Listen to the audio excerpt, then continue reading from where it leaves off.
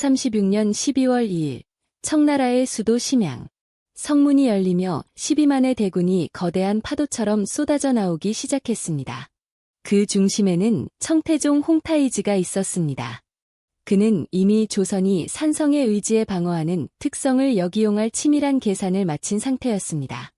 홍타이즈는 장수들을 불러 모아 엄명했습니다. 이번 전쟁의 목표는 성을 점령하는 것이 아니다. 오직 조선 국왕의 목덜미를 잡는 것이다. 성을 우회하라. 멈추지 말고 한양으로 직진하라. 이 한마디가 조선의 비극을 결정지었습니다. 청군 기병들은 말 등에 말린 육포와 곡물을 싣고 오직 기동력을 극대화한 채 남하를 시작했습니다. 12월 초순의 압록강은 예년보다 일찍 얼어붙어 있었습니다. 조선은 이것이 재앙의 통로가 될 줄은 꿈에도 몰랐습니다. 강하류의 얼음 두께를 매일같이 체크하던 청나라 첩보 부대의 보고가 올라오자 홍타이즈는 전격적인 진격 명령을 내렸습니다. 12만 대군이 꽁꽁 얼어붙은 압록강 위를 거침없이 달리기 시작했습니다. 말발구발에서 얼음이 깨지는 소리는 조선의 평화를 깨뜨리는 파열음과도 같았습니다.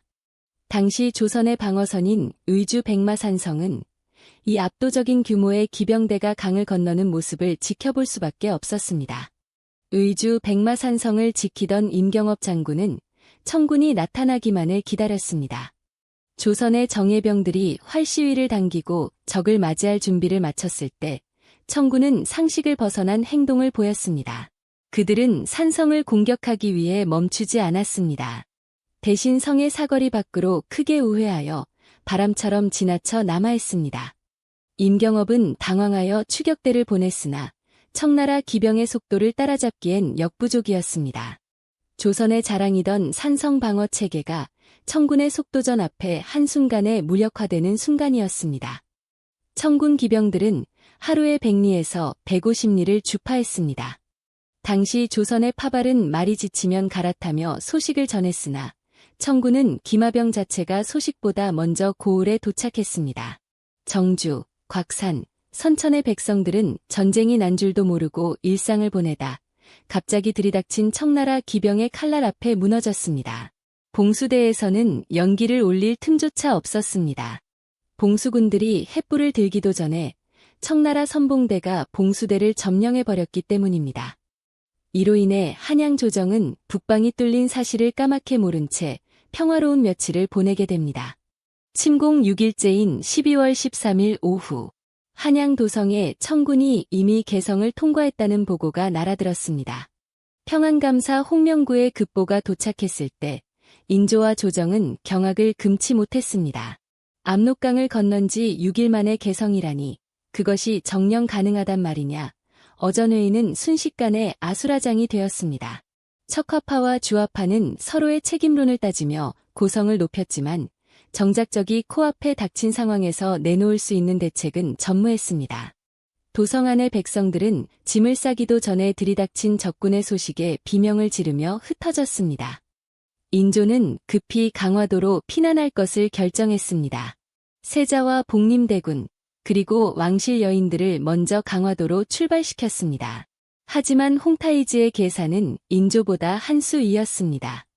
청나라 기병 선발대는 이미 양화진과 김포의 길목을 차단하고 있었습니다. 뒤늦게 숭례문을 나선 인조의 어간은 폭설과 진눈깨비가 섞인 최악의 기상 조건 속에 갇혔습니다. 전하, 청군이 이미 강화도로 가는 길을 막았사옵니다. 더 이상 나아갈 수 없나이다. 영의정 김류의 보고에 인조의 얼굴은 흑빛이 되었습니다. 갈 곳을 잃은 왕의 행렬 앞에 남은 선택지는 단 하나, 한강을 건너 남쪽의 남한산성으로 향하는 것이었습니다. 12월 14일 밤, 인조는 차가운 강바람을 맞으며 배를 타고 강을 건넜습니다. 어둠 속에서 등불 하나의 의지의 산길을 오르는 왕의 뒤로 신하들과 호위병들이 쓰러지고 넘어졌습니다. 말들은 지쳐 쓰러졌고 인조는 직접 걷기도 하며 산성으로 향했습니다. 이것은 피난이 아니라 스스로 사지로 들어가는 길이었음을 그때는 아무도 확신하지 못했습니다. 12월 14일 심야, 인조는 남한산성 남문을 통해 입성했습니다. 왕이 성 안으로 들어가자마자 육중한 성문이 닫혔습니다. 성 안에 모인 병력은 고작 1만 3천여 명. 식량은 길어야 한 달을 버틸 분량이었습니다. 성벽을 둘러본 신하들은 한숨을 내쉬었습니다. 성벽은 견고했으나 내부의 준비는 턱없이 부족했습니다. 하지만 인조는 지친 몸을 이끌고 명령했습니다. 성문을 굳게 닫고 한 놈의 적도 들여보내지 마라. 닫힌 성문 너머로 청군의 말발굽 소리가 들려오기 시작했습니다. 날이 밝자 남한산성 주변은 청나라 군사들의 횃불로 바다를 이루었습니다. 홍타이지의 선봉장 마부대는 성을 공격하는 대신 겹겹이 포위망을 구축했습니다. 조선군이 성 밖의 구원병과 소통하는 것을 완벽히 차단한 것입니다. 성벽 위에서 내려다본 청군의 군세는 압도적이었습니다. 끝없이 펼쳐진 천막과 군기들을 보며 조선 병사들은 공포에 떨었습니다. 이제 남한산성은 조선이라는 나라의 유일한 심장이자 동시에 가장 거대한 감옥이 되었습니다. 인조는 산성 내 행궁의 자리를 잡았습니다. 밖에는 눈이 쌓이고 기온은 영하로 떨어졌습니다. 인조는 촛불 아래서 떨리는 손으로 장계를 읽어내려갔습니다. 북방의 방어선은 모두 뚫렸고 강화도는 고립되었으며 믿었던 구원병의 소식은 어디에도 없었습니다. 짐이 백성을 버리고 이곳에 왔으나 이제 짐을 지킬 것은 이 성곽뿐이구나.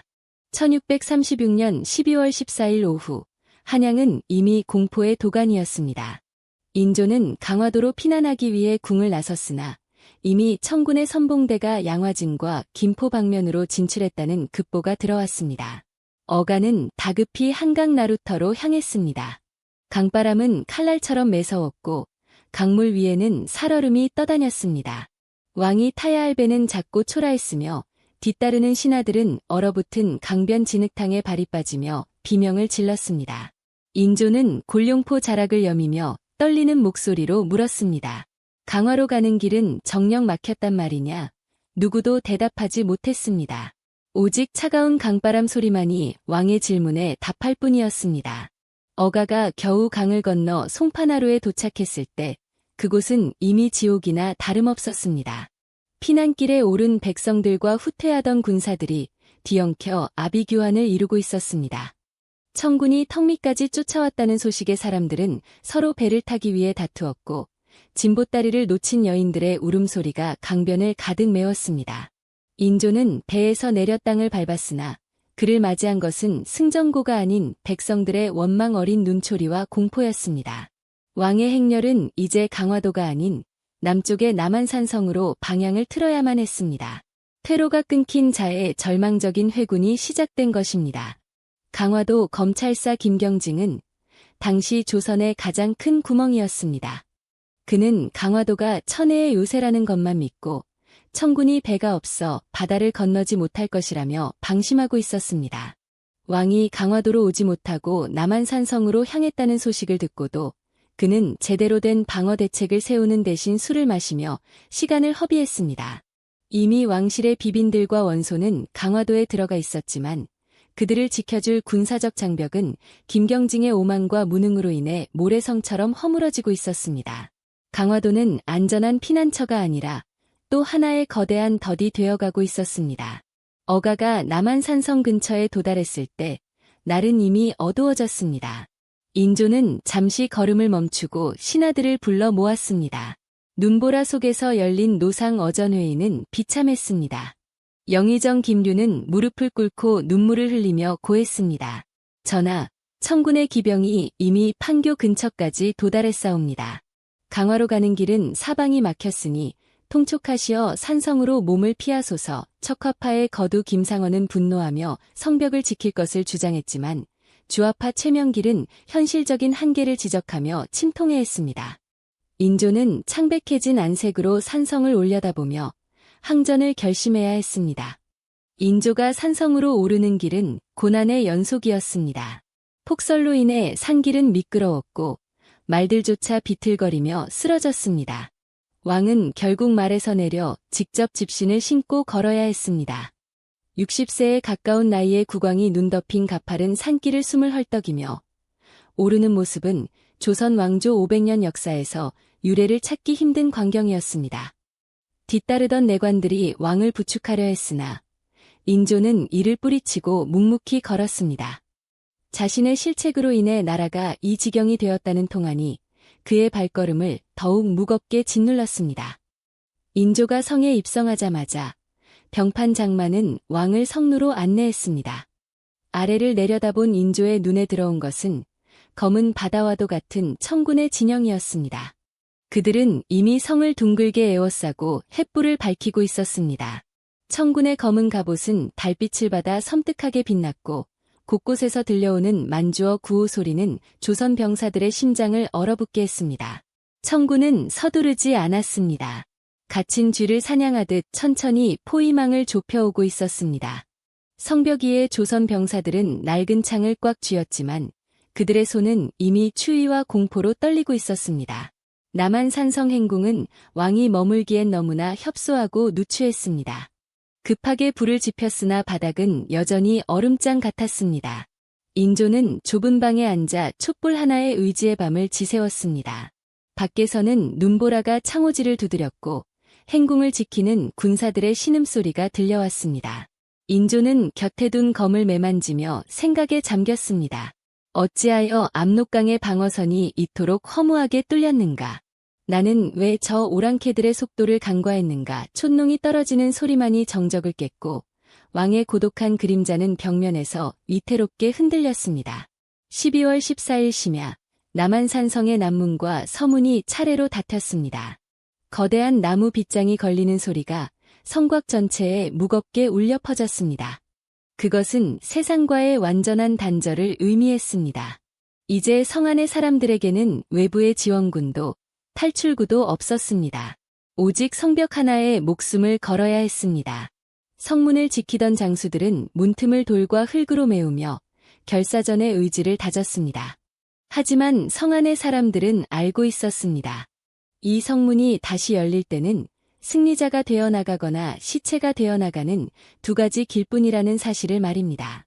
다음 날 아침 호조판서 김신국이 식량 창고를 점검한 뒤 인조에게 보고를 올렸습니다. 전하, 성내의 비축미를 확인한 결과 1만 3천 명의 병사와 신료들이 버틸 수 있는 양은 고작 41분에 불과하옵니다. 이 보고는 날카로운 칼날처럼 어전회의장을 갈랐습니다. 겨울은 이제 시작이었고 눈은 그칠 기미가 없었습니다. 40일 안에 구원병이 오지 않거나 청군이 물러가지 않는다면 조선의 왕과 정부는 앉아서 굶어 죽어야 할 처지였습니다. 인조는 눈을 감았습니다. 하늘이 정녕 조선을 버리시는가. 12월 15일 새벽, 인조는 다시 한번 성루에 올랐습니다. 멀리 한양 쪽 하늘은 붉게 타오르고 있었습니다. 청군이 도성을 약탈하며 지른 불길이었습니다. 왕은 자신의 수도가 불타는 것을 바라보며 나지막이 을조렸습니다. 과연 이곳이 짐의 무덤이 될 것인가? 아니면 조선의 자존심을 지킬 마지막 보루가 될 것인가? 1636년 12월 15일 아침, 남한산성을 에워싼 안개가 걷히자 절망적인 풍경이 드러났습니다. 청태종의 선봉장 마부대는 하룻밤 사이에 성 주위 심리에 걸쳐 겹겹이 목책을 세우고 포위망을 완성했습니다. 이것은 단순한 대치가 아니었습니다. 청군은 성에서 개미 한 마리도 빠져나가지 못하도록 철저한 봉쇄 작전을 펼쳤습니다. 산 아래 평지에는 청군의 정예 기병들이 쉼없이 순찰을 돌았고 주요 길목마다 진영이 구축되었습니다. 조선의 국왕인조는 이제 거대한 바위산 꼭대기에 갇힌 신세가 되었음을 자각했습니다. 성벽 위에서 내려다본 청군의 군세는 끝이 보이지 않았으며 그들이 지르는 군호 소리는 산천을 진동시켰습니다. 인조는 성 밖의 근황병과 강화도의 소식을 전하기 위해 필사적이었습니다. 밤마다 선발된 전령들이 성벽을 타고 몰래 내려갔습니다. 그러나 청군의 포위망은 바늘구멍 하나 보이지 않았습니다. 성을 내려가던 전령들 대부분이 청군 정찰대에게 발각되어 사로잡혔습니다.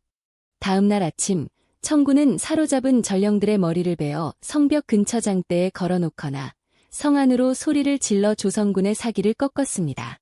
너희의 구원군은 오지 않는다. 이미 모두 죽었다.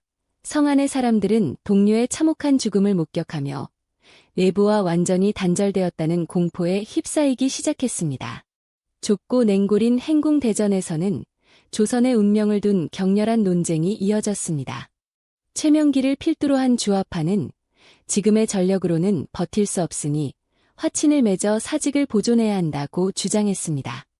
반면 김상원을 중심으로 한 척화파는 오랑캐에게 무릎을 꿇으니 종묘사직과 함께 깨끗이 죽는 것이 군자의 도리라며 맞섰습니다. 인조는 두 세력의 고함소리 사이에서 머리를 감싸 쥐었습니다. 명분과 현실, 삶과 죽음의 기로에서 왕의 결단은 번번이 지연되었고 그 사이 산성의 겨울은 더욱 깊어만 갔습니다. 성벽을 지키는 1만 3천 명의 병사들에게 가장 무서운 적은 청군이 아니라 굶주림이었습니다. 보급물자가 끊긴 성 안에서 병사들은 얼어붙은 주먹밥 하나를 3명이 나누어 먹어야 했습니다. 밥알은 돌처럼 딱딱했고 국물 한 모금 마실 수 없는 처참한 식사였습니다. 병사들은 고향에 둔 부모 처자를 떠올리며 흐르는 눈물을 닦았고 일부는 배고픔을 잊기 위해 마른 가죽을 삶아 먹기도 했습니다. 성루의 찬바람은 뼛속까지 파고들었지만 그들이 쥔 창과 활은 주인만큼이나 수척해져 있었습니다. 충청도 관찰사 정세규와 전라도의 근황병들이 국왕을 구하기 위해 북상하고 있다는 소식이 한때 성안을 희망으로 채웠습니다. 하지만 곧이어 들려온 소식은 절망적이었습니다. 험천 전투와 광교산 전투에서 조선의 지원군들이 청군의 기병 전술에 휘말려 처참하게 괴멸당했다는 보고였습니다. 전하, 근황병들이 성 근처에 오지도 못한 채 패하였나이다. 이 보고가 올라오자 행궁하는 찬물을 끼얹은 듯 적막해졌습니다. 이제 더 이상 성 밖에서 올 도움은 없었습니다. 남한산성은 이름 그대로 외로운 섬, 고립무원의 감옥이 되었습니다. 인조는 직접 병사들을 격려하기 위해 성벽에 올랐습니다. 얇은 무명옷 한 장으로 영하의 추위를 버티던 병사들은 왕의 행차에 힘겹게 몸을 일으켰습니다. 인조는 병사들의 얼어터진 손과 발을 어루만지며 할 말을 잃었습니다. 짐의 부덕으로 너희가 이 고생을 하는구나. 왕의 눈에서 떨어진 뜨거운 눈물이 병사의 거친 손등 위에 떨어졌습니다. 왕의 눈물을 본 병사들은 소리 죽여 흐느꼈고 성벽 위에는 비장한 결의와 처절한 슬픔이 동시에 감돌았습니다. 왕은 자신의 권위가 이 무너져가는 성벽만큼이나 위태롭다는 것을 뼈저리게 느꼈습니다. 청나라 사신 용골대와 마부대가 흰 깃발을 앞세우고 남한산성 서문 앞으로 다가왔습니다. 그들은 말을 탄 채 거만한 자세로 인조에게 보내는 홍타이지의 국서를 전달했습니다. 국서의 내용은 간결하고도 잔혹했습니다. 조선국왕은 즉시 성문을 열고 나와 우리 황제 앞에 무릎을 꿇으라. 그렇지 않으면 성 안의 모든 생명을 몰살할 것이다. 사신들의 오만한 태도에 조선의 장수들은 칼자루를 쥐며 분노했지만 청군의 압도적인 군세 앞에 그 분노는 허망한 울림일 뿐이었습니다. 최명길이 청나라에 보낼 답서를 작성하여 인조에게 바쳤습니다. 그 안에는 굴욕적인 항복의 언어들이 가득했습니다. 이를 지켜보던 김상원이 달려들어 그 문서를 갈갈이 찢어버렸습니다. 이런 글로 사느니 정정당당하게 싸우다 죽는 것이 왕의 도리입니다. 김상원은 통곡하며 머리를 바닥에 찧었습니다. 최명길은 눈물을 흘리며 찢어진 종이 조각을 주워 모았습니다. 대감은 죽을 명분을 찾으시나 나는 살기를 찾아야겠소. 조선 최고의 지성들이 부딪히는 파열음은 조선의 사직이 무너지는 소리와 같았습니다. 식량이 바닥나고 병사들이 얼어 죽어나가자 인조는 행궁 앞마당에서 천지신명께 제사를 올리기로 했습니다. 하늘이시여, 정녕 이 나라를 버리시나이까. 차라리 저의 목숨을 가져가시고 이 백성들을 살려주소서. 인조는 찬바닥에 엎드려 간절히 기도했습니다. 그러나 하늘은 답하지 않았습니다. 오직 차가운 진눈깨비와 칼바람만이 왕의 기도를 조롱하듯 뺨을 때렸습니다. 성 안의 무속인들과 스님들도 각자의 방식으로 신의 도움을 빌었으나 청군의 북소리는 그 모든 기도를 덮어버릴 만큼 강렬했습니다. 깊은 밤, 인조는 다시 성루에 서서 밖을 보았습니다. 성박 십리 사방은 청군이 밝힌 횃불로 인해 대낮처럼 밝았습니다. 그 빛은 마치 산성을 삼키려는 거대한 괴물의 눈동자 같았습니다. 반면 성안은 땔감조차 부족해 칠흑 같은 어둠에 잠겨 있었습니다. 사방 어디를 둘러봐도 조선의 군대는 보이지 않았고 들려오는 것은 굶주린 말의 울음소리와 병사들의 기침 소리뿐이었습니다. 짐이 같았구나. 이 성이 짐의 무덤이 되겠구나. 1637년 1월 초순 남한산 성에는 수십 년 만에 기록적인 혹한이 찾아왔습니다. 기온은 영하 20도 아래로 곤두박질 쳤고 성벽을 때리는 칼바람은 살점을 도려내는 듯했습니다. 성벽을 지키던 병사들은 보급받은 얇은 무명옷 한 장으로 이 추위를 견뎌야 했습니다. 볏짚을 꼬아 몸에 감고 가마니를 덮어보았지만 새벽이 지나면 성벽 구석에서 앉은 채로 꽁꽁 얼어 죽은 병사들이 속출했습니다. 군관들은 매일 아침 성벽을 돌며 죽은 자들의 눈을 감겨주었고 살아남은 자들은 다음은 내 차례라며 힘없이 창대를 움켜쥐었습니다. 성안의 식량이 바닥나자 가장 먼저 희생된 것은 말이었습니다. 기병의 핵심이자 왕의 어가를 끌어야 할 말들이 하나둘 도축장으로 끌려갔습니다. 마부들은 자신이 평생 아끼며 돌보던 말이 죽음을 직감하고 눈물을 흘리는 모습을 보며 함께 오열했습니다. 하지만 굶주림은 인간의 이성을 마비시켰습니다. 말의 가죽까지 삶아 먹어야 했던 처참한 상황 속에서 군사들은 피비린내 나는 말고기 한 점에 목숨을 걸었습니다. 이는 조선의 기동력이 완전히 소멸했음을 의미하는 비극적인 신호였습니다. 국왕인조의 처소인 행궁에서도 굶주림의 그림자는 피할 수 없었습니다. 한때 화려했던 왕의 수라상에는 이제 고기 반찬이 완전히 사라졌습니다. 거친 좁쌀과 피가 섞인 밥, 소금에 절인 마른 나물 한 그릇이 국왕에게 허락된 전부였습니다. 인조는 수저를 들다 말고 밖에서 들려오는 병사들의 기침 소리에 목이 메어 밥을 넘기지 못했습니다. 신하들이 강권하여 겨우 몇 수를 떴으나 왕의 안색은 날이 갈수록 수척해졌고 골룡포는 주인을 잃은 듯 헐렁해졌습니다. 왕실과 군대뿐 아니라 성안으로 피난온 수천 명의 백성들은 더욱 처참했습니다. 거처가 없는 이들은 성벽 틈이나 바위굴 속에서 서로의 체온에 의지해 밤을 지새웠습니다. 아이들은 배고픔을 참지 못하고 눈을 퍼먹다 배탈이 났고 부모들은 빈젖을 물린 채 실성한 듯 허공을 바라보았습니다. 성안의 나무들은 껍질이 모두 벗겨져 하얀 속살을 드러냈습니다. 백성들이 굶주림을 달래기 위해 소나무 껍질을 다 벗겨 먹었기 때문입니다. 남한산성은 이제 살아있는 자들의 무덤이 되어가고 있었습니다. 1월 중순에 접어들자 그나마 유지되던 식량 배급이 완전히 중단되는 구역이 생겨났습니다. 호조판서 김신국은 비어버린 창고 앞에서 망연자실했습니다. 병사들에게 줄 수 있는 것은 오직 소금물뿐이었습니다. 극한의 배고픔에 시달리던 일부 병사들은 성벽 틈에 흙을 씹거나 죽은 동료의 시신을 보며 끔찍한 생각을 품기도 했습니다. 인간으로서의 존엄성은 사라지고 오직 생존이라는 본능만이 남은 산성은 지옥 그 자체였습니다.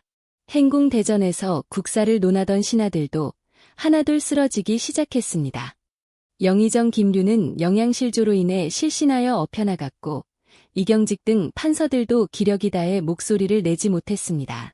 며칠을 굶은 상태에서도 주화와 척화를 논해야 했던 그들은 이제 논쟁할 힘조차 잃은 채 서로의 야윈 얼굴만 바라보았습니다. 국가의 의사결정 기구 자체가 마비되면서 남한산성의 방어선은 안으로부터 서서히 무너져 내리고 있었습니다. 신7. 인조의 피 맺힌 자책과 통곡. 깊은 밤, 인조는 홀로 앉아 자신의 뺨을 내리쳤습니다. 나의 실책이다. 오랑캐를 얕잡아보고 대비하지 못한 나의 죄다. 왕의 통곡 소리가 얇은 창호지를 넘어 밖으로 새어나갔습니다. 그는 조상들의 위패가 모셔진 전패를 향해 무릎을 꿇고 용서를 구했습니다.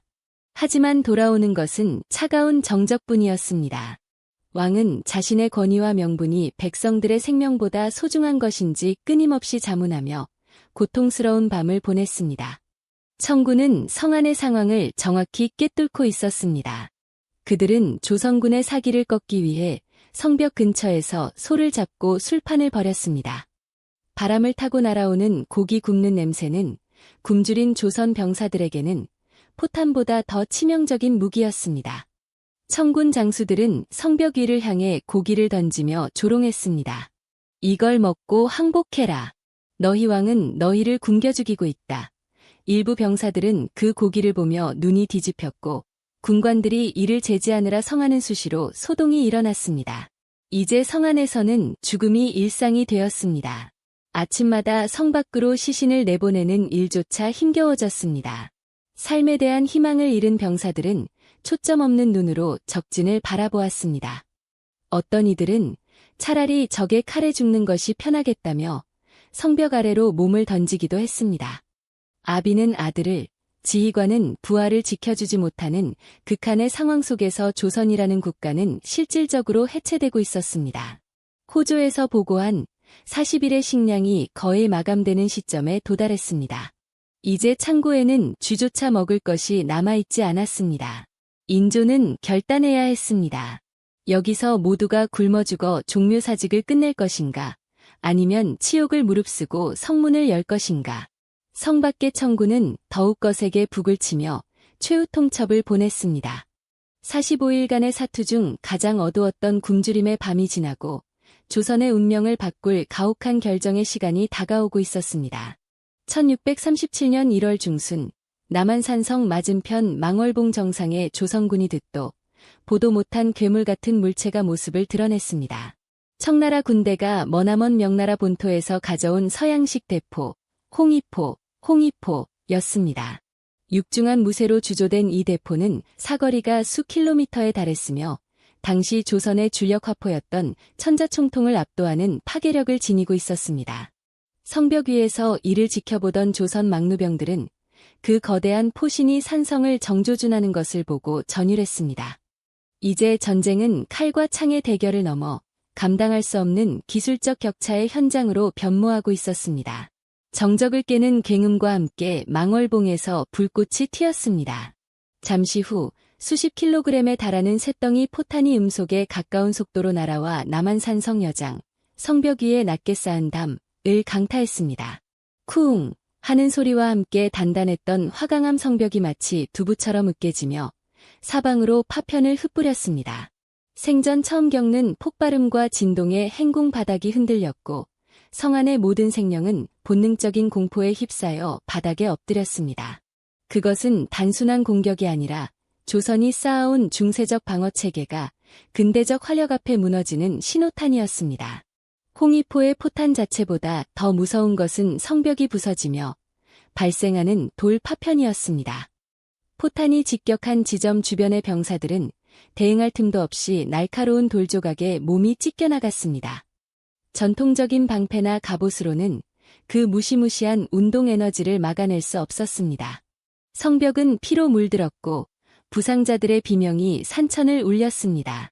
군관들이 전열을 정비하려 소리쳤지만 하늘에서 쏟아지는 보이지 않는 죽음 앞에 병사들은 창을 버리고 성루 아래로 몸을 숨기기에 급급했습니다. 인조는 즉시 조선의 화포로 대응할 것을 명령했습니다.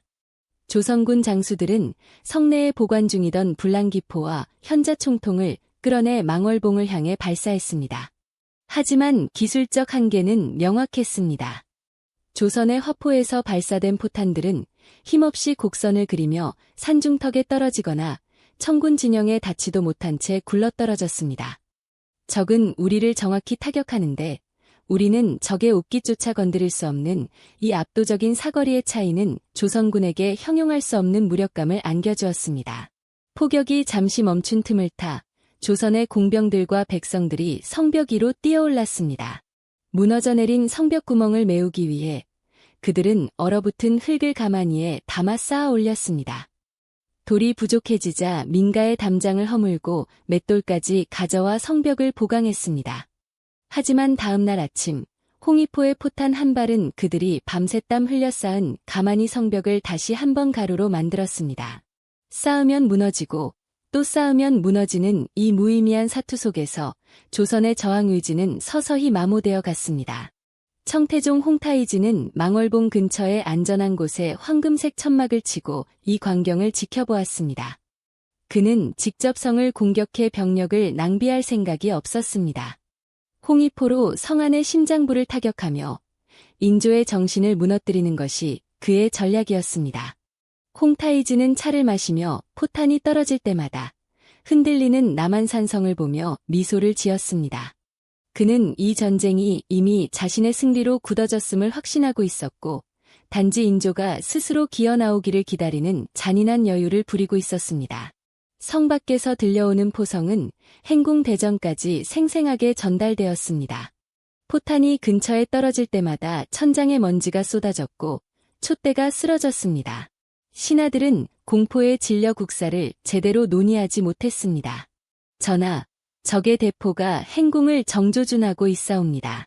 처소를 옮기셔야 합니다. 신하들의 만류에도 인조는 묵묵히 자리를 지켰습니다. 하지만 그의 눈동자는 떨리고 있었고 국가의 최고 결정권자들이 모인 자리는 화력의 공포 앞에 완전히 마비되어 있었습니다. 폭격이 계속되자 성 안에서는 기이한 현상들이 나타났습니다. 일부 병사들은 적의 대포를 신의 징벌이라 믿으며 미친 듯이 웃거나 춤을 추기도 했고, 어떤 이들은 타령을 시도하다 붙잡혀 즉결 처형되었습니다. 장수들은 기강을 잡기 위해 채찍을 들었으나 눈앞에서 동료가 가루가 되는 것을 본 병사들에게 군율은 더 이상 무서운 것이 아니었습니다. 남한산성은 이제 견고한 요새가 아니라 언제 터질지 모르는 거대한 화약고와 같은 불안감에 휩싸였습니다. 조선군은 홍위포를 무력화하기 위해 결사대를 조직했습니다. 어둠을 틈타 성문을 열고 망월봉으로 침투하여 적의 대포를 파괴하려는 계획이었습니다. 하지만 청군은 이미 조선군의 발자국 소리 하나까지 놓치지 않고 대기하고 있었습니다. 성 밖으로 나간 결사대는 청군 기병대의 매복에 걸려 비명 한 번 지르지 못한 채 전멸했습니다. 다음 날 아침 성벽 아래에는 어젯밤 나갔던 결사대원들의 시신이 널브러져 있었고, 홍위포는 다시 한번 불을 뿜으며 조선의 마지막 희망을 꺾어버렸습니다. 남한산성은 화약 연기와 흙먼지로 뒤덮여 형체를 알아보기 힘들 지경이 되었습니다. 성벽 곳곳은 흉측하게 뜯겨나갔고 그 위로 무심한 눈발이 다시 날리기 시작했습니다. 홍위포의 포격은 단순한 물리적 파괴를 넘어 조선이라는 국가가 지닌 정신적 자존심을 완전히 가루로 만들었습니다. 인조는 무너진 성벽 틈으로 보이는 적의 진영을 바라보며 깊은 한숨을 내쉬었습니다. 이제 조선에게 남은 시간은 정말 얼마 남지 않았습니다. 1637년 1월 남한산성이 고립된 사이 조선의 모든 희망은 강화도로 쏠려 있었습니다. 강화도는 고려 시대 몽골의 침략을 수십 년간 막아냈던 천혜의 요새였으며 거센 조류와 갯벌은 배가 없는 청군에게 난공불락의 장벽으로 보였습니다. 강화도 검찰사 김경징은 이 지형지물만 믿고 오만에 빠져 있었습니다. 그는 오랑캐들이 어찌 바다를 건너겠느냐며 방어 준비를 소홀히 했고 군량미와 무기를 점검하는 대신 매일같이 술을 마시며 시간을 보냈습니다. 하지만 청군은 이미 명나라 수군을 흡수하여 바다를 건널 준비를 마친 상태였습니다. 조선의 방심이 비극의 서막을 열고 있었습니다. 1월 22일 새벽, 안개가 자욱한 강화도 앞바다에 청군의 선단이 나타났습니다. 그들은 홍위포를 해안가에 배치하여 조선군 포대를 무력화시킨 뒤 작은 배들을 이어붙여 만든 상륙정을 타고 갑곶나루로 밀려들었습니다. 거센 물살을 이용해 순식간에 해안가에 발을 디딘 청군의 기세는 폭풍과도 같았습니다. 조선의 수군들이 화포를 쏘며 저항하려 했지만 청군의 압도적인 사거리와 화력 앞에 포대는 금세 침묵했습니다. 바다는 더 이상 조선의 방패가 되어주지 못했습니다. 적군이 상륙했다는 소식이 전해지자 가장 먼저 무너진 것은 지휘부였습니다. 검찰사 김경징은 적의 함성 소리에 겁을 집어먹고 자신의 가족들만 챙겨 가장 먼저 배를 타고 도망쳤습니다. 지휘관이 사라진 조선군은 급격히 와해되었습니다. 병사들은 무기를 버리고 흩어졌으며 해안 방어선은 단 1시간도 버티지 못한 채 청군의 수중으로 넘어갔습니다. 김경징의 비겁한 도주는 강화도에 피난 와 있던 수만 명의 백성과 왕실 가족들을 사지로 몰아넣은 최악의 배신이었습니다. 해안을 돌파한 청군은 곧장 강화산성으로 들이닥쳤습니다. 성벽은 높았으나 이를 지킬 병사가 없었습니다. 청군은 사다리를 놓고 성벽을 기어올랐고 성문은 안에서 열려버렸습니다. 성안은 순식간에 아수라장이 되었습니다. 피난왔던 양반과 부녀자들과 백성들은 날카로운 칼날 앞에 비명을 지르며 흩어졌습니다. 기록에 따르면 당시 강화성 안에는 시체가 산처럼 쌓였고 피가 도랑을 이룰 정도로 처참했다고 전합니다. 조선이 믿었던 최후의 보루가 허무하게 무너져 내린 순간이었습니다. 강화성 안에 머물던 빈군과 대군들, 그리고 왕실의 비빈들은 절체절명의 위기에 놓였습니다. 청군이 궁궐지근거리까지 들이닥치자 일부 궁녀들과 부녀자들은 치욕을 피하기 위해 스스로 목을 매거나 절벽에서 몸을 던졌습니다. 세자비는 차분하게 죽음을 준비하며 온매무새를 가다듬었으나 뒤늦게 들이닥친 청군 장수들에 의해 포로로 잡히고 말았습니다. 왕실의 권위가 먼지 구덩이 속으로 처박히는 비통한 현장이었습니다. 인조의 아들들인 복림대군과 임평대군 역시 청군의 소나기를 피하지 못했습니다. 그들은 포박당한 채 차가운 진흙 바닥에 꿀려졌습니다. 평생 비단 옷만 입고 자란 대군들이 오랑캐라 멸시하던 청군 병사들의 발길질을 당하며 고개를 숙여야 했던 이 장면은 조선 왕조가 겪은 가장 치욕적인 장면 중 하나로 기록되었습니다. 청군은 이들을 인질로 삼아 남한산성의 인조를 압박할 최고의 카드를 손에 넣었습니다. 강화도가 함락되었다는 소식은 며칠 뒤 남한산성에 도착했습니다. 전령이 성벽 아래에서 강화도가 무너졌나이다 라고 외치자 성안은 찬물을 끼얹은 듯 적막해졌습니다. 인조는 처음에는 믿지 않으려 했습니다. 그럴 리 없다. 강화도가 어찌 그리 쉽게 무너진단 말이냐. 하지만 곧이어 도착한 상세 보고에는 왕비와 세자가 포로가 되었다는 절망적인 사실이 담겨 있었습니다. 인조는 그 자리에서 가슴을 쥐어뜯으며 실신했습니다.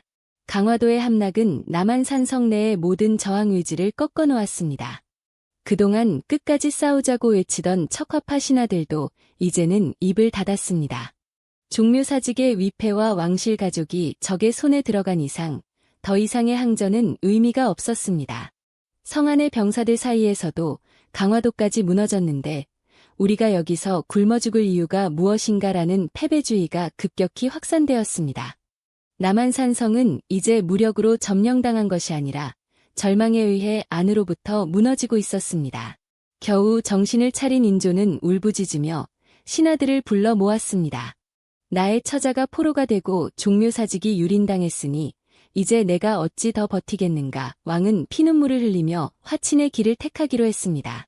이는 명분에 죽고 살던 조선 사대부들에게는 사형 선고와도 같았으나 눈앞의 현실은 더 이상 명분을 허락하지 않았습니다. 인조는 찢어지는 가슴을 부여잡고 청나라 진영에 보낼 항복문서를 작성하라고 명했습니다. 멀리 강화도 방향의 하늘은 붉은 연기로 가득 찼습니다.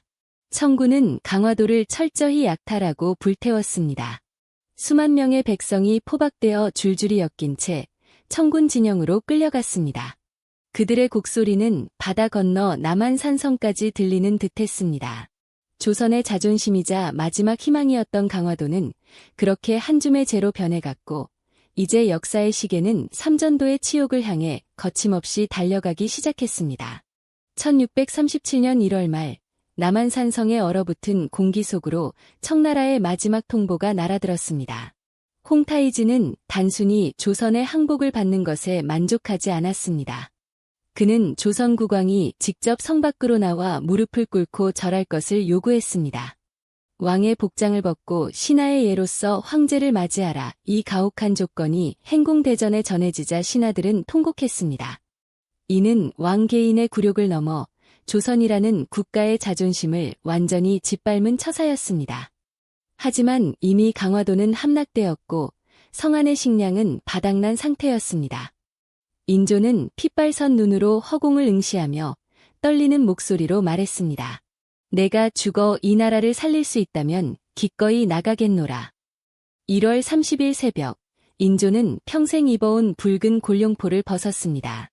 왕의 권위와 존엄을 상징하던 익성관과 포 대신 그는 푸른색의 남색 평복을 입었습니다. 이는 전쟁에서 패배한 수장으로서 그리고 청나라 황제의 신하로서 자신을 낮춘다는 의미였습니다. 옷을 갈아입는 왕의 손은 눈에 띄게 떨리고 있었고 곁에서 이를 돕던 내관들은 소리내어 울지도 못한 채 옷소매로 눈물을 닦았습니다. 거울 속에 비친 자신의 초라한 모습은 이미 왕이 아니었습니다. 그것은 단지 굶주리고 지친 패망한 나라의 늙은 군주일 뿐이었습니다. 항복을 앞두고 조정은 마지막으로 요동쳤습니다.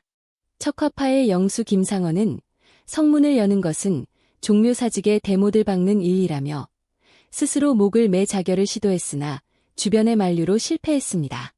반면 주화파 최명길은 눈물을 머금고 항복 문서를 다듬었습니다. 그는 김상헌이 찢어버렸던 문서를 다시 붙이며 말했습니다. 대감은 명분을 지키시나 나는 이 나라의 씨앗이라도 보존해야겠소. 두 충신의 서로 다른 눈물은 조선이 처한 비극적 현실을 극명하게 보여주었습니다. 인조는 이들의 논쟁을 뒤로하고 무거운 걸음을 뗐습니다. 인조는 성의 정문인 남문이 아니라 서문을 선택했습니다. 정문은 승리자나 왕이 당당히 출입하는 곳이었으나 항복하러 나가는 죄인에게는 허락되지 않았습니다. 서문은 성 안에서 죽은 자들의 시신이 나가는 문이었습니다. 왕이 시신이 나가는 문을 통해 성 밖으로 나가는 이 장면은 조선 왕조 500년 역사상 가장 참혹한 광경이었습니다. 눈 덮인 가팔은 서문 계단을 한 계단씩 내려갈 때마다 인조의 발소리는 조선의 심장이 멎어가는 소리처럼 성곽 안에 울려 퍼졌습니다. 45일 동안 굳게 닫혀있던 남한산성의 서문이 육중한 소리를 내며 열렸습니다. 녹슨 경첩이 삐걱거리는 소리는 마치 성벽이 울부짖는 듯했습니다. 성문 밖으로 첫 발을 내디딘 인조를 맞이한 것은 승전의 환호가 아닌 뼛속까지 파고드는 차가운 겨울바람과 청군 장수들의 오만한 시선이었습니다. 성 안에서 버티던 병사들은 성벽 틈으로 왕의 뒷모습을 보며 소리 없이 오열했습니다. 그들이 목숨 걸고 지켰던 성문이 열리는 순간 그들의 투쟁도 조선의 자존심도 모두 무너져 내렸습니다. 성문을 나선 인조와 신하들을 청군의 정예 기병들이 에워쌌습니다. 청군은 왕의 행렬을 예우하는 것이 아니라 마치 사냥한 짐승을 끌고 가득 찬 검을 앞세워 압박했습니다. 인조의 곁에는 세자와 대군들이 따랐고 그 뒤로 수백 명의 신하가 고개를 숙인 채 걸었습니다. 청군 병사들은 조선의 왕을 구경하기 위해 길가로 몰려나와 비웃음과 조롱을 던졌습니다. 인조는 그들의 시선을 피하지 못한 채 묵묵히 걷고 또 걸었습니다. 삼전도로 향하는 그 길은 인조에게는 만리 길보다 멀고도 고통스러웠습니다. 행렬은 한강 나루터에 도착했습니다. 강은 단단하게 얼어붙어 있었고 그 위로 찬바람이 휘몰아쳤습니다. 인조는 얼음 위를 걷다 미끄러져 휘청거리기도 했습니다. 한때 만백성의 울얼음을 받던 국왕이 차가운 강바닥에서 중심을 잡지 못하고 비틀거리는 모습은 조선의 처참한 국운을 상징적으로 보여주었습니다. 강 건너편 삼전도에는 이미 홍타이지가 세운 거대한 단상이 위압적인 자태로 기다리고 있었습니다. 인조는 강을 건너며 다시는 이 강을 예전처럼 당당히 건너지 못할 것임을 직감했습니다. 강 건너편에는 소식을 듣고 몰려온 백성들이 가득했습니다. 그들은 청군의 창칼에 밀려 멀리서나마 왕의 행차를 지켜보았습니다. 왕이 남색 옷을 입고 죄인처럼 끌려가는 모습을 본 백성들은 가슴을 치며 통곡했습니다. 전하, 우리를 버리고 어디로 가시나이까? 백성들의 곡소리가 강바람을 타고 인조의 귀에 꽂혔습니다. 인조는 차마 그들을 쳐다보지 못한 채 고개를 떨구었습니다. 백성을 지키지 못한 왕과 왕을 지키지 못한 나라, 그 사이에는 오직 깊은 상처와 침묵만이 흐르고 있었습니다. 드디어 행렬이 삼전도에 설치된 수왕단 앞에 도착했습니다. 홍타이지가 앉을 9단 높이의 거대한 단상은 조선의 모든 것을 압도하듯 높게 솟아 있었습니다. 단상 주변에는 수만 명의 청군이 화려한 갑옷을 입고 정렬해 있었으며 그들이 들고 있는 수많은 깃발은 하늘을 가릴 듯 펄럭였습니다. 인조는 그 거대한 구조물 앞에 멈춰 섰습니다. 이제 이곳에서 그는 평생 짊어지고 가야 할 치욕의 의식을 치러야 했습니다. 하늘은 무심하게도 맑았고 햇살은 왕의 초라한 남색 평복을 더욱 선명하게 비추었습니다. 인조는 수왕단 아래 차가운 흙바닥의 자리를 잡았습니다. 45일간의 산성투쟁은 끝이 났지만 그것은 자유의 회복이 아니라 더 깊은 예속의 시작이었습니다. 성문은 열렸고 왕은 밖으로 나왔습니다. 이제 남은 것은 승리한 제국 앞에 무릎을 꿇고 고개를 조아리는 일뿐이었습니다. 1637년 1월 30일 한강변 삼전도에는 조선 역사상 단 한 번도 본 적 없는 기이하고도 압도적인 구조물이 세워졌습니다. 청태종 홍타이지가 항복을 받기 위해 설치한 9단 높이의 거대한 수왕단, 수강단이었습니다. 9단은 하늘의 숫자를 의미하며 홍타이지가 천자임을 상징하는 높이였습니다. 단상은 화려한 비단과 깃발로 장식되었고 그 꼭대기에는 황금색 의자가 놓여 있었습니다. 아래에서 올려다보는 조선의 신료들은 그 높이만으로도 숨이 막히는 압박감을 느꼈습니다. 이것은 단순한 단상이 아니라 조선의 자존심을 짓밟고 새로운 동아시아의 질서를 선포하는 거대한 권력의 상징물이었습니다. 단상을 중심으로 사방수리에 걸쳐 청나라의 10만 대군이 정렬했습니다. 그들은 각기 다른 색깔의 화려한 갑옷을 입고 햇빛에 반사되어 번쩍이는 창검을 치켜들었습니다. 기마병들은 말 위에서 조선의 국왕을 내려다보며 위협적인 기세를 뿜어냈고 보병들은 질서정연하게 성벽처럼 벽을 쌓았습니다. 청군이 일제히 지르는 함성과 군호 소리는 한강 물결을 진동시켰습니다. 그 위압감 속에서 남색 평복을 입고 걸어오는 인조의 행렬은 마치 거대한 파도 앞에 선 작은 돛배처럼 위태롭고 초라해 보였습니다. 인조는 마침내 수왕단 아래에 도착했습니다. 왕의 고개가 천천히 위를 향했습니다. 까마득히 높은 단상 꼭대기에는 황금 갑옷을 입은 홍타이지가 앉아 있었습니다. 그는 미동도 하지 않은 채 마치 신이 인간을 굽어살피듯 인조를 내려다보고 있었습니다. 인조는 그 시선을 마주하는 것조차 힘겨워했습니다. 한때 형제국이라 칭하며 깔보았던 만주족의 수장이 이제는 자신의 생사여탈권을 쥔 황제로 군림하고 있는 현실 앞에서 인조는 자신의 작고 초라한 존재감을 뼈저리게 실감하며 마른 침을 삼켰습니다. 단상 위의 홍타이지는 인조가 도착했음에도 아무런 말도 건네지 않았습니다. 그는 의도적으로 긴 침묵을 유지하며 분위기를 압도했습니다. 황제의 침묵은 성 안에서 45일을 버틴 조선 국왕에게 내리는 가장 가혹한 형벌이었습니다. 홍타이지는 여유롭게 차를 마시거나 주변 장수들과 귓속말을 나누며 인조를 철저히 무시했습니다. 왕을 길가에 세워둔 채 버리는 이 모욕적인 기다림의 시간은 인조에게는 살이 떨리는 수치심의 연속이었습니다. 조선의 신하들은 이 광경을 보며 피눈물을 삼켰으나 누구도 입을 열어 항의할 수 없었습니다. 침묵을 깨고 항복의식의 시작을 알린 것은 청나라의 장수 용골대였습니다. 그는 단상 아래로 내려와 인조와 조선 신료들 앞에서 엄격하고 오만한 목소리로 황제의 명을 낭독했습니다. 조선 국왕은 이제 황제 폐하의 자비로운 용서를 구하라. 신하의 예를 갖추어 하늘의 뜻에 순응하라. 용골대의 목소리는 삼전도 들판에 쩌렁쩌렁하게 울려 퍼졌습니다. 그 목소리가 끝남과 동시에 북소리가 둥둥 울리기 시작했고 이는 조선이라는 국가가 공식적으로 명나라와의 관계를 끊고 청나라의 속국이 됨을 알리는 장례식의 종소리와도 같았습니다. 의식의 절차에 따라 인조는 단상 아래 진흙 바닥에 무릎을 꿇었습니다. 왕을 위해 깔아둔 양탄자도 자리도 없었습니다. 전날 내린 눈이 녹아 질척거리는 차가운 흙바닥에 조선의 국왕이 몸을 낮췄습니다. 무릎을 타고 올라오는 한기가 뼛속까지 파고들었지만 인조는 미동도 하지 못한 채 고개를 숙였습니다. 평생 하늘 아래 오직 자신만이 고귀하다 여겼던 왕이 이제는 이방의 군주 발치 아래 엎드린 죄인의 신세가 되었습니다. 인조의 남색 평복 자락은 금세 진흙으로 더러워졌고 이는 무너진 조선의 국격을 상징적으로 보여주었습니다.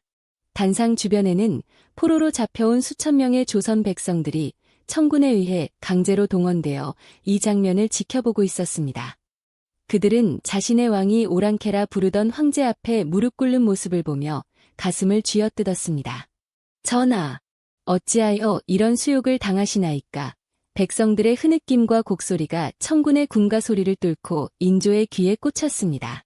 인조는 그들의 목소리를 들을 때마다 심장이 찢어지는 고통을 느꼈습니다. 백성을 지키지 못한 죄책감과 왕으로서의 수치심이 뒤섞여 인조의 눈가에 뜨거운 눈물이 맺혔습니다. 홍타이즈는 단상 위에서 무릎 꿇은 인조를 조용히 관찰했습니다. 그는 이 장면을 통해 조선뿐만 아니라 자신을 따르는 만주족과 몽골족 장수들에게 자신의 절대적인 권위를 각인시키려 했습니다. 홍타이즈의 눈빛에는 승리자의 자부심과 함께 끝까지 저항하던 조선을 완전히 굴복시켰다는 잔인한 만족감이 서려 있었습니다. 그는 인조가 고개를 들 때까지 기다리지 않았고 오직 인조가 얼마나 더 낮게 엎드리는가만을 확인하려 했습니다.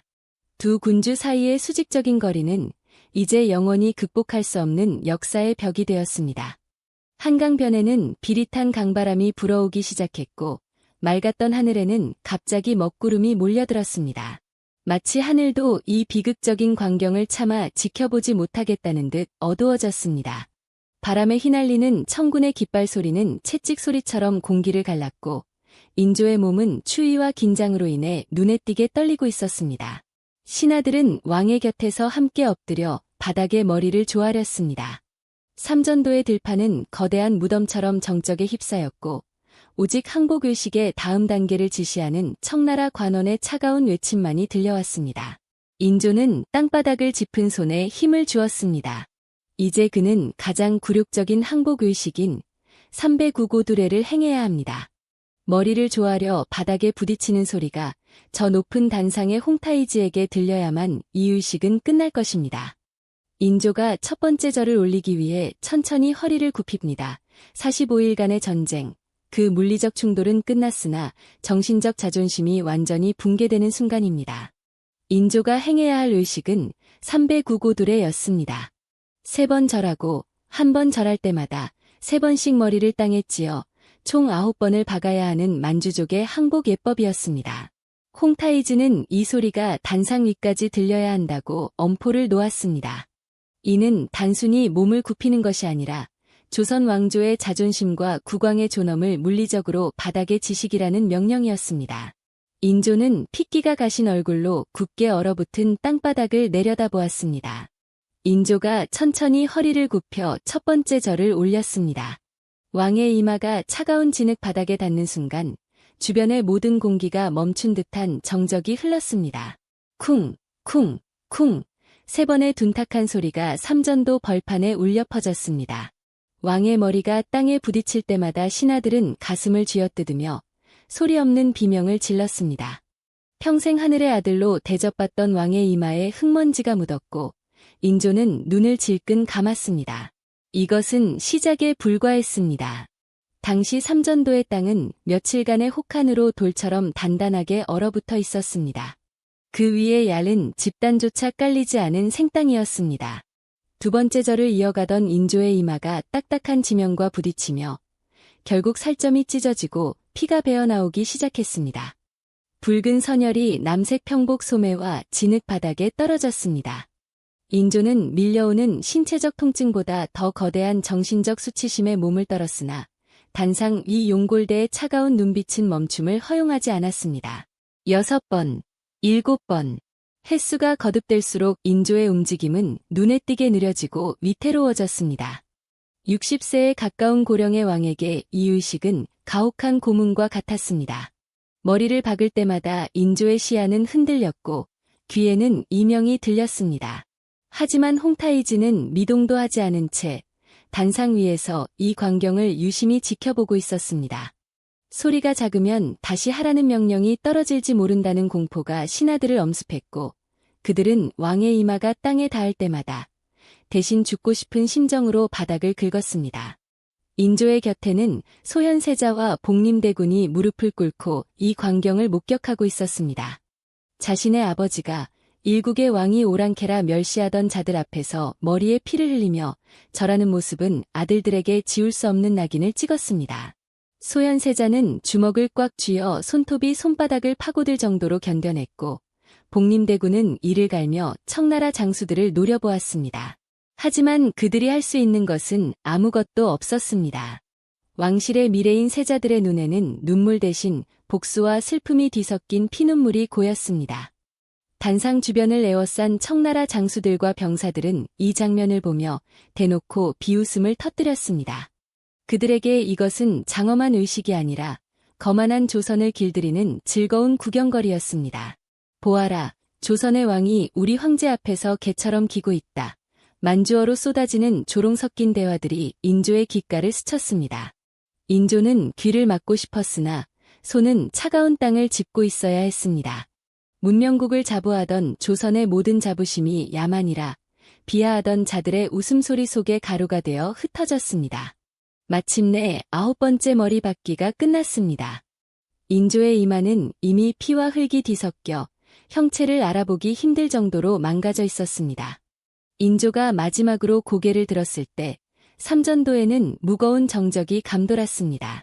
왕은 텅 빈 눈동자로 허공을 응시했습니다. 더 이상 잃을 자존심도 지킬 명분도 남지 않은 자의 표정이었습니다. 홍타이즈는 그제야 만족스러운 듯 옆의 장수에게 작게 고개를 끄덕였습니다.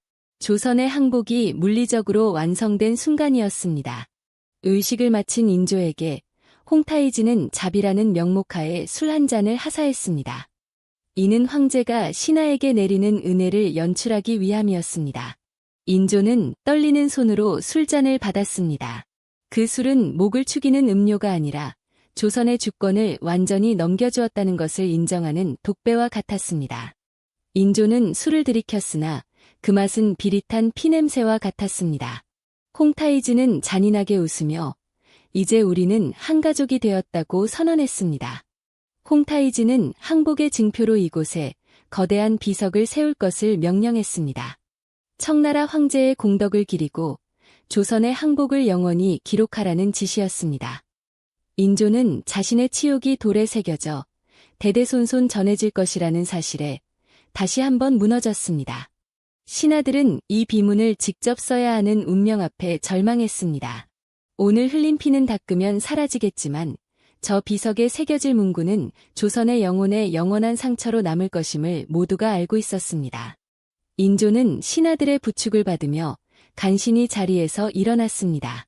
무릎은 꺾였고 이마에서는 여전히 피가 흐르고 있었습니다. 그는 다시 한번 단상 위를 올려다보았지만 그곳에는 승리자의 오만함만이 가득했습니다. 왕은 비틀거리며 자신의 진영으로 돌아갔습니다. 45일간의 전쟁은 이렇게 끝이 났습니다.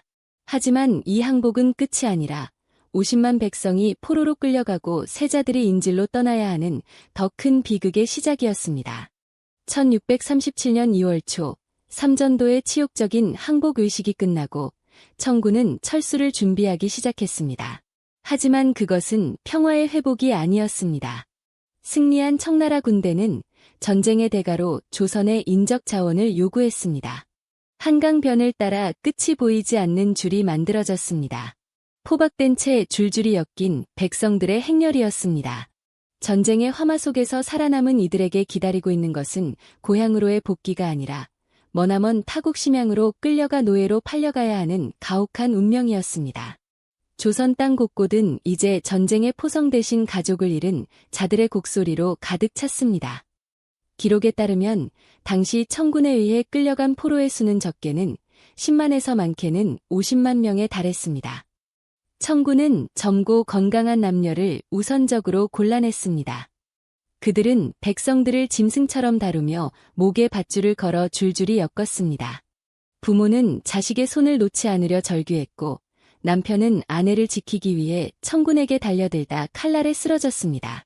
청군에게 포로는 단순한 전리품이자 경제적 가치를 지닌 상품일 뿐이었습니다. 조선이라는 국가는 제 백성이 짐승처럼 끌려가는 것을 그저 무력하게 지켜볼 수밖에 없었습니다. 포로 행렬이 북쪽으로 향하기 위해 한강을 건널 때 나루터는 아비규환의 현장이 되었습니다. 강가에는 끌려가는 가족을 한 번이라도 더 보기 위해 몰려든 사람들로 인산인해를 잃었습니다. 어머니, 살아서 돌아오겠습니다. 아기야, 부디 죽지 말고 살아다오. 강바람에 실려온 백성들의 외침은 듣는 이의 심장을 갈기갈기 찢어놓았습니다. 청군 병사들은 채찍을 휘두르며 행렬을 재촉했고 강물 위에는 미처 건너지 못하고 물에 빠진 이들의 시신과 버려진 보따리들이 떠다녔습니다. 백성들뿐만 아니라 조선의 미래인 소현세자와 복림대군 역시 인질이 되어 심양으로 떠나야 했습니다. 인조는 남한산성에서 내려와 도성으로 복귀하는 길에 아들들의 북행기를 지켜보았습니다. 왕의 아들이라는 고귀한 신분도 패전국의 인질 앞에서는 무의미했습니다. 세자들은 수레에 올라 차가운 북풍을 맞으며 고국을 떠났습니다. 인조는 멀어지는 아들들의 뒷모습을 보며 소리 없이 오열했습니다. 이것은 단순한 인질극이 아니라 조선의 정통성이 청나라의 소나기에 들어갔음을 의미하는 치욕적인 압송이었습니다. 심양으로 향하는 길은 멀고도 험난했습니다.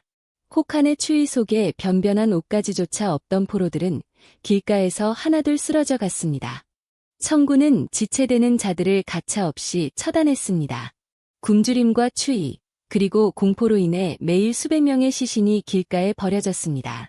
살아남은 자들은 죽은 동료의 옷을 벗겨 입으며 하루하루를 버텼습니다. 압록강을 건널 때쯤 행렬의 절반이 사라졌다는 기록은 당시의 행군이 얼마나 살벌한 죽음의 길이었는지를 증명합니다. 훗날 천신만고 끝에 몸값을 지불하고 돌아온 여인들에게 조선 사회는 더욱 가혹했습니다. 정조를 잃었다는 이유로 가문에서 쫓겨나고 사회적으로 매장당했습니다. 환양녀라는 말은 이들에게 씻을 수 없는 낙인이 되었습니다. 인조는 홍제천에서 몸을 씻으면 과거를 묻지 않겠다는 명을 내리기도 했지만 유교적 명분에 사로잡힌 사대부들은 그들을 끝내 받아들이지 않았습니다. 전쟁은 끝났으나 피해자들에게 가해지는 2차 가해는 대를 이어 계속되었습니다. 인조가 돌아온 한양도성은 예전의 모습이 아니었습니다. 궁궐은 파괴되었고 민가는 불타뼈대만 남았습니다. 거리에는 주인 없는 개들이 시신을 뜯고 있었고 살아남은 백성들은 왕의 행차를 보며 고개를 돌렸습니다. 왕은 궁으로 돌아왔으나 그를 환영하는 이는 아무도 없었습니다. 종묘사직의 위패는 되찾았으나 민심은 이미 천길 낭떠러지 아래로 추락한 뒤였습니다. 인조는 텅 빈 대전 안에서 자신의 무능함이 불러온 폐허를 마주하며 깊은 침묵에 빠졌습니다. 홍타이즈의 명에 따라 삼전도에는 거대한 비석이 세워졌습니다. 조선의 대문장가였던 이경석은 피눈물을 흘리며 황제의 공덕을 칭송하는 비문을 써야 했습니다. 비석이 세워지는 날 석공들의 정질 소리는 조선의 자존심에 대못을 박는 소리와 같았습니다. 대청황제 공덕비 라 새겨진 이 비석은 이후 수백 년 동안 한강변에 서서 조선의 치욕을 증언했습니다. 백성들은 그 앞을 지날 때마다 고개를 숙였고 선비들은 그 존재 자체를 부정하려 했었지만 역사의 기록은 지워지지 않았습니다. 치욕을 겪은 조선은 복수를 꿈꾸기 시작했습니다. 볼모에서 돌아와 왕위에 오른 복림대군, 즉 효종은 청나라를 치기 위해 군비를 확충하고 북벌을 준비했습니다. 하지만 이미 거대한 제국으로 성장한 청나라를 상대하기에 조선의 국력은 너무나 미약했습니다. 북벌로는 상처 입은 자존심을 달래기 위한 명분에 불과했고 실질적인 복수는 단 한 번도 실행되지 못했습니다. 조선은 청나라를 오랑캐라 멸시하면서도 그들에게 조공을 바쳐야 하는 모순된 시대를 살아가게 되었습니다. 병자호란은 조선 역사상 가장 짧은 기간에 가장 큰 치욕을 안겨준 전쟁이었습니다. 준비되지 않은 명불론이 얼마나 참혹한 결과를 초래하는지, 그리고 국가가 백성을 지키지 못했을 때 어떤 지옥이 펼쳐지는지를 이 전쟁은 온몸으로 증언하고 있습니다. 45일간의 산성사투와 삼전도에 피 맺힌 항복, 그리고 50만 포로의 눈물은 단순한 과거사가 아니라 오늘을 사는 우리에게 끊임없이 질문을 던집니다. 우리는 지금 다가올 폭풍에 대비하고 있는가?